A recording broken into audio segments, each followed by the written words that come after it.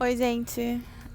Eu estava aqui fazendo o projeto Plantão Piscina, aqui no Parque Espanha.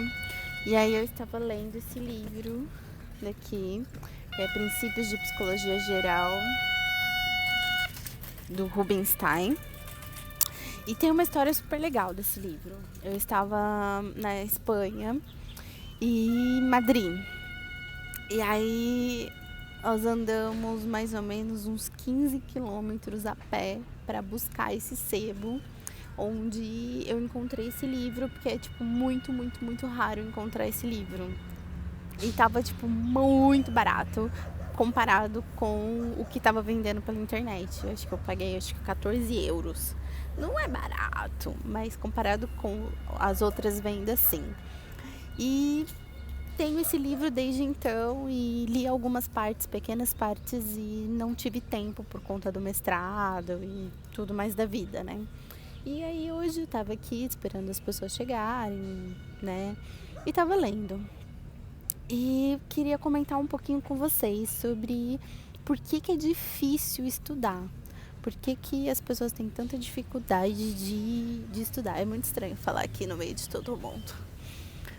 Por que as pessoas têm dificuldade de estudar? Porque o processo de ensino-aprendizagem, ele é uma unidade, né? O processo de ensino-aprendizagem é muito complicado. Parece fácil. As pessoas dizem assim, é só sentar a bunda e ler.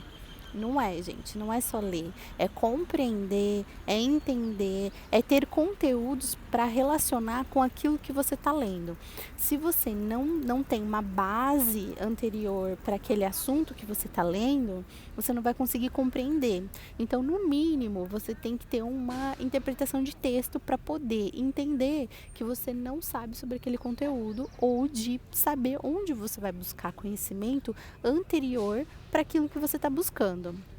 Mas eu queria falar de um outro processo, que é quando a gente está aprendendo algo novo, o nosso cérebro, ele é gente, nosso cérebro ele é extremamente preguiçoso. Ele é super, mega complexo, mas ele e sistêmico, dinâmico e tal, né? A gente já sabe disso. Mas ele é extremamente preguiçoso. O que o nosso cérebro faz quando a gente está tentando aprender algo novo? Ele vai lá, procura em todas as redes que ele já tem, e aí ele diz assim: vou usar essa daqui que é mais parecida, mas não tá encaixando. Só que você precisa de um outro recurso que você ainda não construiu. E aí isso te exige uma energia muito grande. E exige uma energia do seu cérebro muito grande, porque ele tá ali, ó, procurando outras redes que você ainda não tem. E aí você cansa, te dá sono, te dá fome, te dá ansiedade, te dá qualquer coisa, porque você tem que construir esse recurso. E aí ele diz assim: não faz isso não, vai fazer outra coisa, vai comer, vai falar com seus amigos, vai olhar a rede social, vai fazer qualquer coisa, eu não quero aprender isso não. E a zona de desenvolvimento proximal, que é a ZDP, ou a zona de desenvolvimento iminente, é aquilo que a gente ainda não sabe, e a zona de desenvolvimento atual é aquilo que a gente já sabe. Eu tô falando assim no básico pra gente poder entender o que eu vou explicar. Aquilo que a gente não sabe, a gente aprende por erro. Por isso que o Vygotsky diz assim: o erro, a gente tem que trabalhar com o erro e mostrar o erro, porque cada vez que você mostra o erro, nosso cérebro faz assim, ó, bem, bem, bem. Ele faz exatamente isso. Não sei isso, não sei isso, não sei isso. Precisamos construir, precisamos construir. E aí é que vem a zona. Ele mostra a sua zona de desenvolvimento atual, porque ele vai te dizer: olha, você tem isso, mas não tem aquilo ainda não. A gente vai ter que formular isso aqui. E aí é que vem a ZDP, que quando a gente já tem a atividade de estudo, a gente já sabe como é o nosso funcionamento. Então eu já sei como me motivar para estudar. Mas quando a gente não sabe, a gente precisa sim de alguém mais desenvolvido, como professores, por exemplo, ou colegas. Por exemplo, no mestrado, no doutorado, na faculdade, você pode procurar colegas que sabem mais do que você. E os seus professores também. E aí o nosso cérebro ele aprende por erro. A construção de sinapses é por erro. Se não tiver esse erro e a gente mostrar, olha, aqui tem um erro, não tô dando conta disso, aí o nosso cérebro ele vai aprender a fazer isso. Por isso que é tão difícil estudar, não é fácil. E por isso que a atividade de estudo é uma categoria de trabalho, porque ela é desenvolvimental. Por isso que uma outra coisa também que é importante na atividade de estudo é que ela traz a consciência.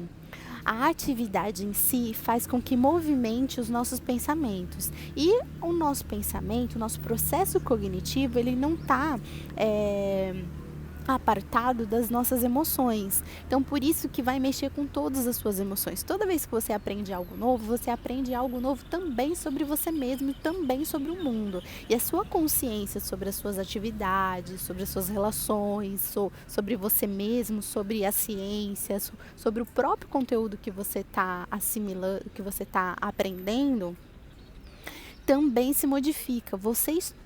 Tudo isso junto transforma-se em uma unidade que se transformam juntos. Por isso que na atividade de estudo, quando a gente entra em atividade de estudo, existe uma transformação na nossa personalidade, por exemplo. Ai, tem um bicho aqui. Existe uma transformação na nossa personalidade e por isso que quando a gente não tem recursos emocionais, o que é muito comum hoje em dia, você ter recursos cognitivos, mas não ter os recursos afetivos, e aí existe uma desintegração do afetivo e cognitivo, pode gerar emoções que a gente não vai dar conta. Por isso que é importante também procurar o mais desenvolvido e qualificado, por exemplo, a psicoterapia. Amable, todo mundo tem que fazer psicoterapia? Não, mas nessa sociedade onde a gente está, sim. Eu entendo que daqui a um tempo talvez as pessoas não precisem mais fazer terapia, mas nessa sociedade que a gente vive, contraditória, alienante, sim. Mas é qualquer terapia? Não, não é qualquer terapia. Eu pelo menos entendo que não é qualquer terapia, mas isso é um outro assunto. O que eu quero dizer é que é comum e é esperado que no seu processo de aprendizagem, quando você entra em atividade de estudo, você entra em contato com as suas emoções. Então, se você entende que você não tem esses instrumentos psíquicos para lidar com as emoções que estão surgindo, não abandone a atividade de estudo, que é a primeira coisa que a gente faz. A gente deixa aquela atividade que está automaticamente, só que não é automaticamente, desenvolvendo ou possibilitando entrar em contato com aquelas emoções, porque parece que é difícil, parece que o problema é aquela atividade, e vai fazer qualquer outra coisa, mas não abandona a atividade de estudo, procura ajuda psicológica, porque isso vai fazer com que esse desenvolvimento aconteça, o desenvolvimento da integração do cognitivo e afetivo. Então, por isso que é difícil a atividade de estudo, não é fácil para um estudante. E estudar é trabalho, porque há uma transformação, tá bom? Então era isso que eu queria compartilhar com vocês. Beijão!